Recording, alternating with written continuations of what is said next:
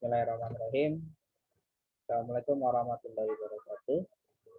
Pada kesempatan kali ini, saya akan melanjutkan penjelasan materi untuk pertemuan ketiga dari mata kuliah Mekanika Tanah mengenai tanah dan elemen tanah. Setelah sebelumnya, pada pertemuan kedua, kita membahas mengenai mineral lempung, jadi bagaimana karakteristik secara umumnya mineral lempung, kemudian apa saja macam-macam mineral lempung yang sudah diketahui secara strukturnya seperti apa dan penguasaan seperti apa. Kemudian kita juga membahas mengenai bagaimana tanah granuler. Tanah granuler memiliki beberapa karakteristik yang salah satunya adalah dari sisi ukuran butirannya atau ukuran partikelnya. Jadi pada kesempatan ini, sebagai salah satu bagian penting dalam memahami tanah secara mekanis atau bisa dikatakan secara fisik, hari ini kita akan membahas seperti apa fase-fase. Jadi ketika kita melihat satu bongkah tanah, kita anggap kita mengambil satu bongkah tanah, apakah itu dalam bentuk kubus atau persegi panjang, maka di dalam satu kubus tanah tadi akan ada fase-fase tanah yang berbeda. Dan kemudian ada kaitan antara mineral-mineral lempung yang sudah kita bahas sebelumnya dengan bagaimana sifat plastis dari suatu tanah yang nantinya akan terkait dengan Heidelberg. Jadi pada kesempatan ini ada beberapa poin yang saya bahas. Yang pertama tadi mengenai fase elemen tanah, batas-batas Heidelberg terkait plastisitas suatu tanah, dan pengantar terlebih dahulu mengenai analisis butiran tanah. Jadi, ketika kita melihat di sini contohnya kita mengambil satu contoh tanah dengan bentuk secara 3 dimensinya adalah persegi panjang, maka secara umumnya nanti kita bisa memisahkan satu elemen tanah itu menjadi beberapa bagian. Jadi bisa dalam bentuk partikel-partikel di sini atau solid. Jadi nanti kita mendefinisikan partikel-partikel di sini sebagai solid ataupun padatan. Kemudian di dalam tanah juga kita menemukan adanya void. Void bisa dikatakan sebagai ruang-ruang yang mengisi antara partikel-partikel tanah di sini. Dan ada juga air yang menjadi pengisi dari partikel-partikel tanah tadi atau solid tadi. Jadi di dalam satu partikel atau dalam satu elemen tanah, kita bisa memisahkannya menjadi adanya solid atau padatan, adanya void atau pori, dan adanya air, dan bisa juga dikatakan sebagai udara nantinya. Udara yang nantinya mengisi area atau daerah void. Jadi nantinya dari satu elemen tanah di sini, dari satu kotak persegi panjang di sini, kita bisa menentukannya sebagai berat total atau nanti kita akan menggunakan huruf W ataupun volume total menggunakan V di sini. Sedangkan untuk masing-masing berat total atau W di sini dan untuk volume total, kita nanti untuk mempermudah pemahamannya, kita akan memisahkan antara ketika kita berbicara berat, maka akan ada berat butiran padat, kemudian ada berat dari si airnya, dan di sini berat udara dikatakan sebagai nol atau tidak ada massanya. Sedangkan untuk yang volume, ini sini akan ada volume secara totalnya yang V di sini, kemudian ada volume butiran, volume air, dan ada volume udaranya. Di mana nanti volume udara dan air ini yang dikatakan sebagai volume void atau volume pori. Jadi saya harap ini bisa menjadi patokan awal dulu Jadi dipahami dulu awal memang secara langsung ya ketika kita mengamati di lapangan dia dalam kondisi seperti ini. Jadi bisa jadi udara dan airnya itu saling bercampur atau yang lain sebagainya. Memudahkan kita akan memisahkannya seperti ini. Oke, kita mulai dari bagaimana kita mendapatkan volume total. Jadi sudah sedikit dibahas sebenarnya. Volume total yang jelas kita akan menambahkan antara volume solid atau volume dari butiran padat ditambahkan dengan volume void. Volume void di sini akan sama dengan volume pori, di mana volume pori atau void merupakan perjumlahan antara volume air ditambahkan dengan volume udara. Jadi nantinya kemudian untuk berat total maka akan didapatkan dari perjumlahan antara berat butiran padat atau berat solid ditambahkan dengan berat air. Karena di sini udara kita asumsikan sebagai elemen yang tidak memiliki massa atau tidak memiliki berat. Kemudian apa yang dimaksud dengan angka Curie atau void ratio? Kalau nanti kita menggunakan huruf E untuk menggambarkannya, void ratio akan sama dengan volume dari si void. Jadi volume void kita dapatkan dari volume udara ditambahkan dengan volume air dibagi dengan volume udara. Jadi bisa dikatakan dia rasio dari volume void atau volume pori dibagi dengan volume butiran padat. Kemudian berbeda dengan porositas. Porositas sendiri itu perbandingan antara volume void dengan volume totalnya.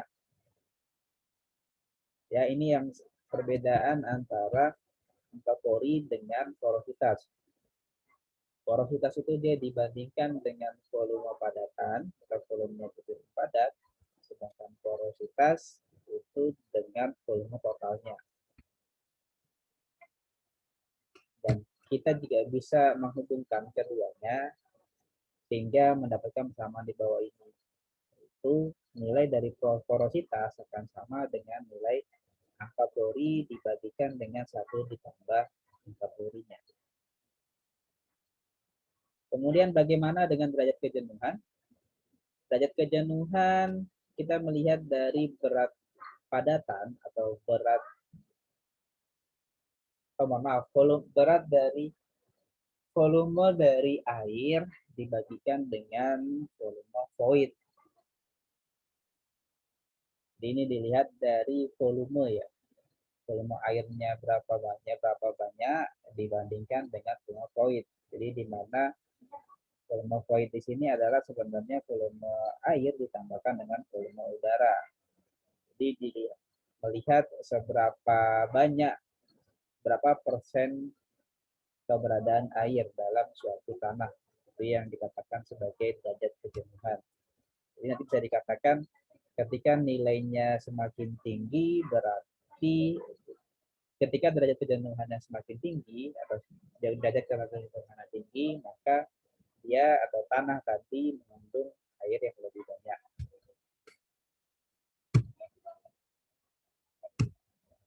Kemudian berbeda dengan kadar air kita melihatnya dari berat. Jadi tadi kalau dari sisi kejenuhan, daya kejenuhan kita melihatnya dari volume dari air dibagi dengan volume void. Kadar air kita melihatnya dari berat air dibagikan dengan berat solid. Ya. Karena tadi memang dari awal udara kita asumsikan dia nilai beratnya sama dengan 0. Di kadar air kita melihat dari berat, sedangkan untuk yang kejenuhan, derajat kejenuhan kita melihatnya dari volume. Kemudian saya rasa untuk berat volume tidak menjadi masalah. Berat volume itu akan sama dengan berapa nilai total berat tanah dibagikan dengan berapa nilai volume total tanah. Yang nantinya bisa diturunkan ke banyak lagi seperti yang dilampirkan di sini. Kemudian pada beberapa kasus khusus kita bisa juga menggunakan atau menghitung berat volume cooling, yang akan sama dengan berat dari butiran padat dibagikan dengan volume.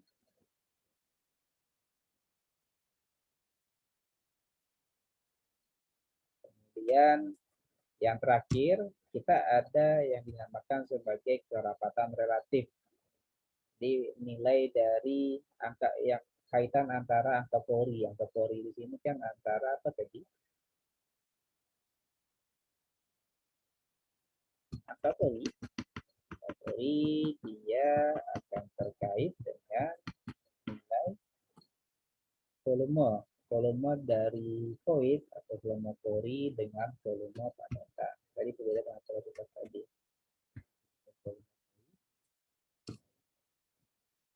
Dengan volume padatan. Kita ingat. Jadi sehingga kerapatan relatif ini Emax dikurang dengan Emin, di mana Emax di sini ketika angka Forinya dalam keadaan paling lepas, jadi tanah-tanah tadi itu memiliki Forinya yang besar.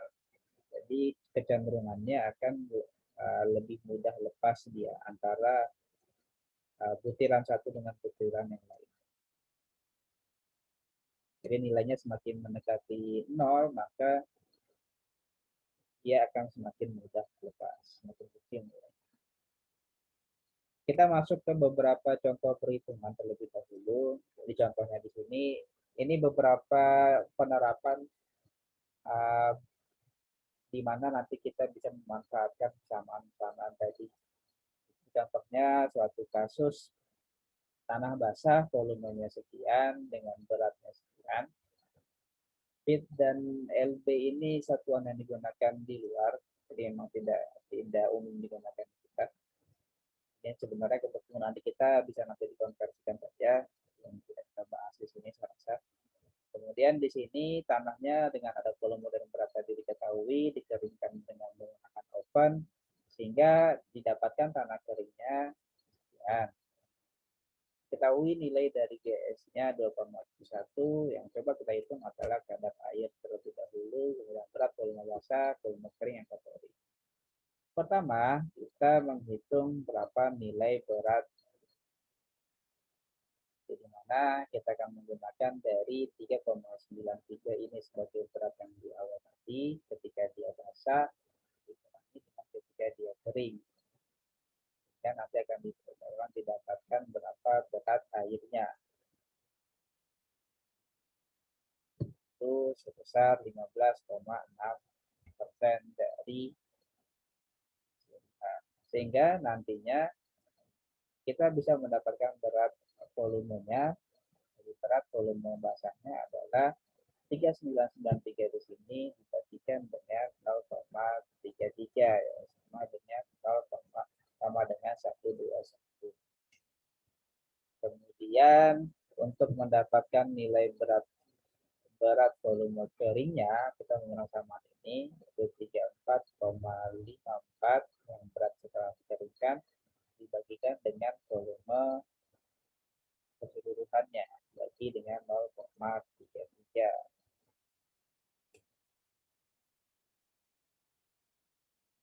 Kemudian untuk volume padatannya kita menggunakan persamaan yaitu berat padatan dibagikan dengan di sini berat basah dengan nilai GS.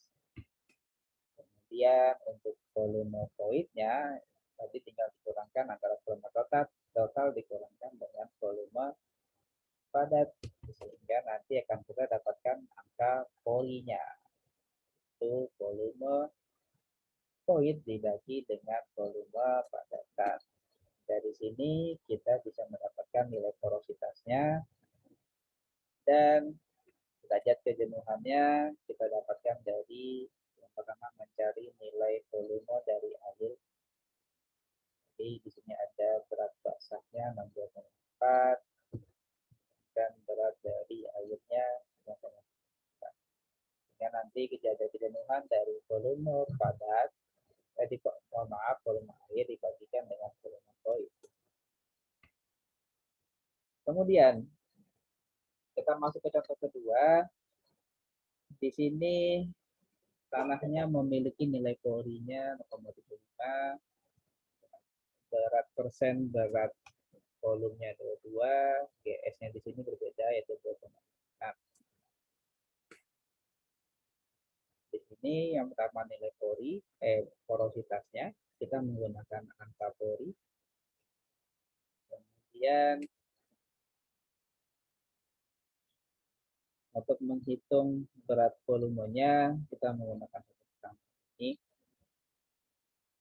1 ditambah dengan 2, maka akan didapatkan 115,7. Kemudian penggunaan persamaan ini untuk mendapatkan nilai berat. Baru nanti dari sana kita bisa mendapatkan nilai persen derajat kejenuhannya. Contoh soal 3, di sini contohnya porositasnya 0,45, berat jenis butiran tanah kadar air 10. Massa air yang harus ditambahkan agar tanah mempunyai volumenya 10 meter kubik menjadi jenuh. Yang pertama kita mendapatkan nilai dari angka porinya, kita balik, jadi kita menggunakan nilai porositasnya. Jadi angka porinya 0,82, dari situ kita bisa mendapatkan berapa nilai kerapatannya. Ya, dari nilai kerapatan itu kita bisa menghitung berapa nilai kerapatan pada saat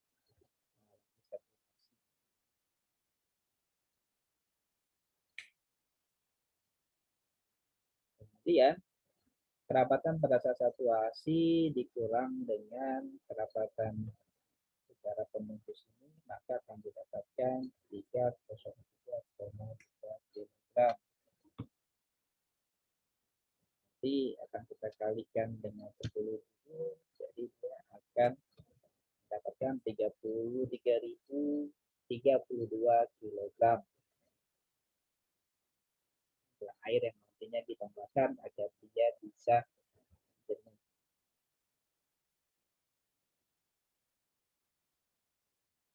Jadi ini beberapa turunan lainnya terkait apa kaitan antara volume. Di sini istilah W, berat dari padatan, berat dari air akan sama dengan nilai angka pori dikalikan dengan berat volume dari air. Ini juga berat butiran akan sama dengan nilai gravitasi di sini dikalikan dengan berat. Ini tadi yang terlewat kerapatan atau density, ada dua persamaan masing-masing untuk yang dalam kondisi saturasi, ini dalam kondisi kadar air normal.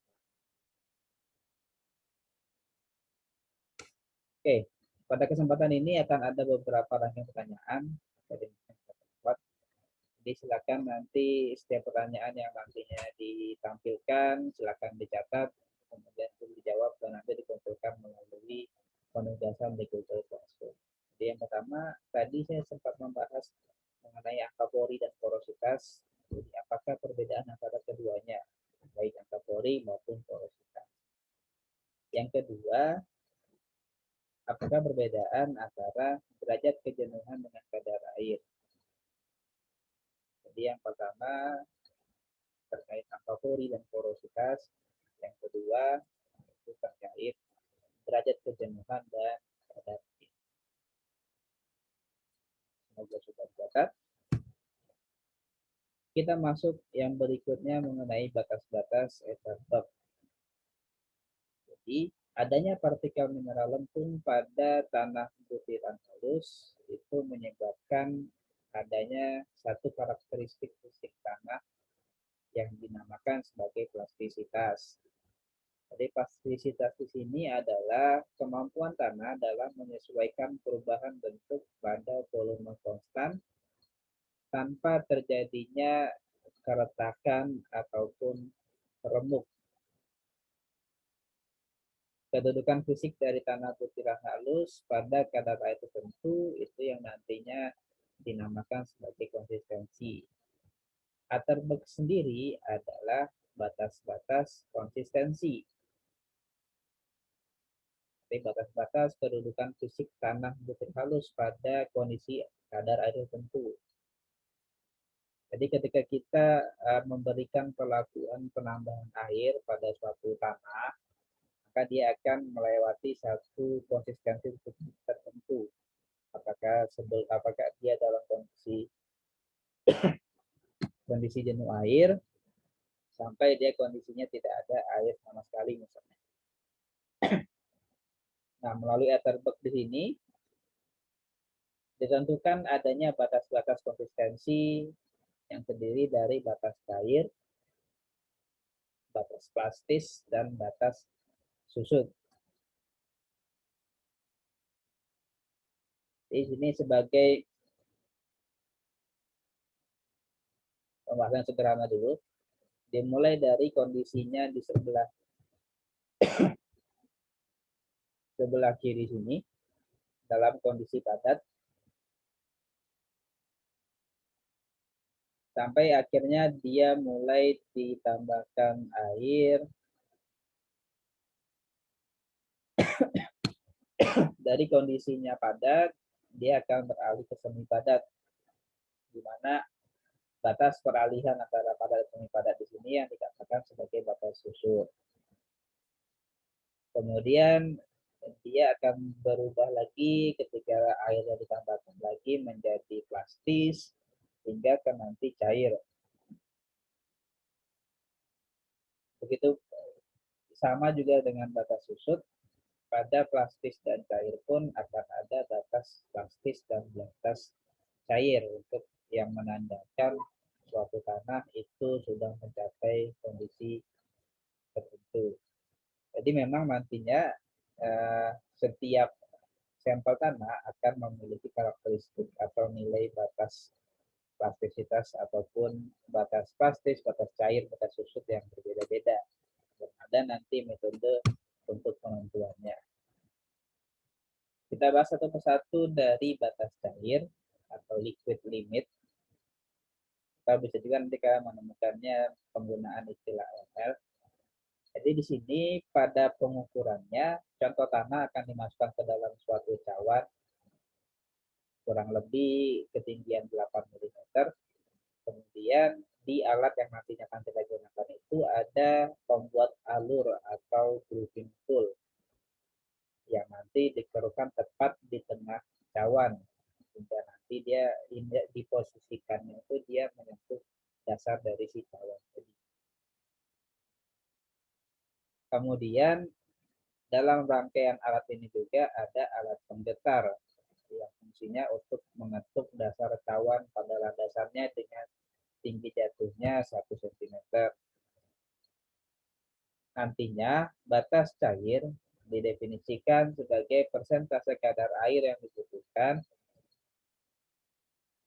untuk menutup celah sepanjang 12,7 mm pada dasar cawan sesudah 25 kali pukulan. Bisa juga dia 15 sampai dengan 30. Nantinya digunakan grafik semi logaritmik untuk melihat antara hubungan kadar air dengan jumlah pukulannya. Nanti ini gambaran alatnya, tangannya diletakkan di sini, kemudian ada grouping toolnya.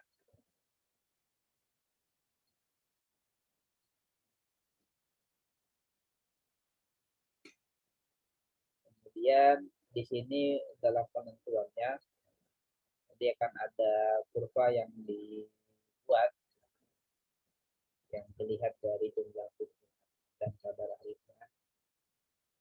berapa jumlah pukulannya untuk kadar air sekian.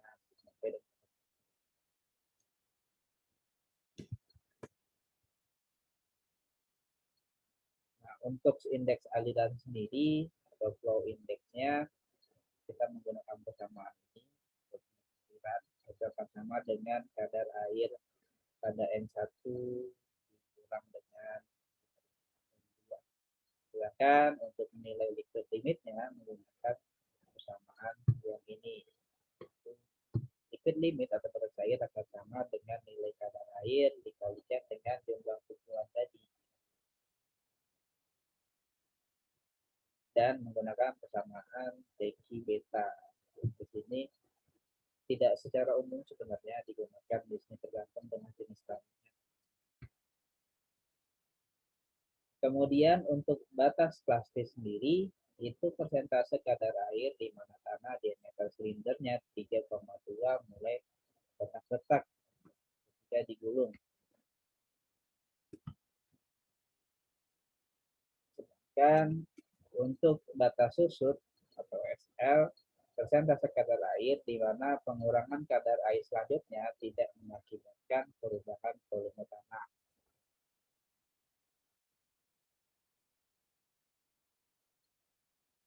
Di percobaannya menggunakan cawan porselin diameter 4,4 tinggi 12 meter. Bagian dalamnya ada pelumas diisi tanah jenis sempurna.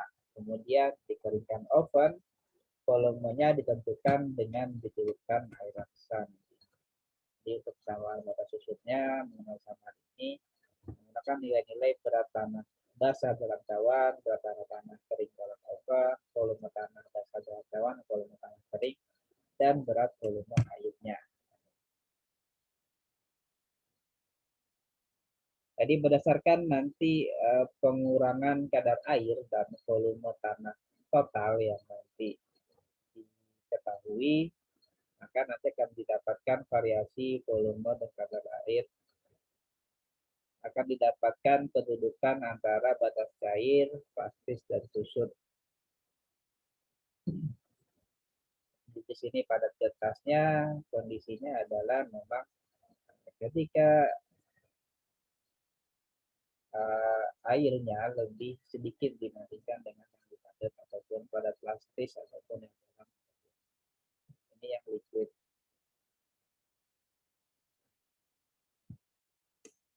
Liquid limit, stream limit. Kemudian pertanyaan berikutnya, apakah perbedaan antara batas air, plastis, dan susut? Jadi dari apa yang sudah saya sampaikan tadi, kira-kira apa sebetulnya perbedaan antara batas air, plastis, dan susut? Selanjutnya, mengenai analisis ukuran butiran atau analisis mekanis tanah. Jadi secara sederhananya ada dua analisis butiran, yaitu untuk butiran kasar dan ada untuk butiran halus. Butiran kasar menggunakan ayakan, sedangkan yang halus menggunakan hidrometer. Pada ayakan, umumnya partikelnya lebih dari 0,05, sedangkan hidrometer itu yang kurang dari 0,75 mm. Pada ayakan akan ada penggunaan beberapa jenis atau beberapa saringan standar yang memiliki ukuran yang beragam juga sebenarnya. Kemudian pada prinsipnya pada penggunaan ayakan itu nanti akan menggunakan perhitungan persentase berat kumulatif tanah. Sedangkan untuk tanah butiran halus yang kurang dari 0,0 meter ini menggunakan prinsip sedimentasi atau penggunaan hukum stok, di mana nanti akan tergantung bagaimana kecepatan mengendap butiran tadi pada larutan suspensi. Sederhananya sedimentasi itu yang kita lihat adalah ketika si tanahnya tadi dalam bentuk butiran-butiran yang terlarut, sedimentasi maka butiran-butiran tadi mengendap, maka itu yang nantinya akan di ini salah satu contoh nanti gambarannya bagaimana penggunaan hidrometer.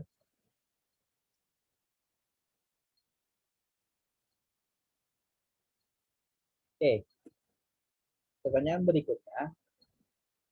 Tadi apa ada satu hukum yang kita manfaatkan atau kita gunakan dalam hidrometer atau dalam analisis turunan halus. Hukum apa itu yang kita manfaatkan? Yang terkait dengan sedimentasi. Itu mungkin ya, yang bisa saya bahas untuk kesempatan kali ini. Semoga cukup jelas dan pertanyaan-pertanyaannya juga sudah dicatat semua. Kalaupun nanti ada yang terlewat, mungkin nanti bisa di play kembali apa yang sudah saya sampaikan ini. Sekian yang bisa saya sampaikan. Kurang dan lebihnya mohon maaf. Wassalamualaikum warahmatullahi wabarakatuh.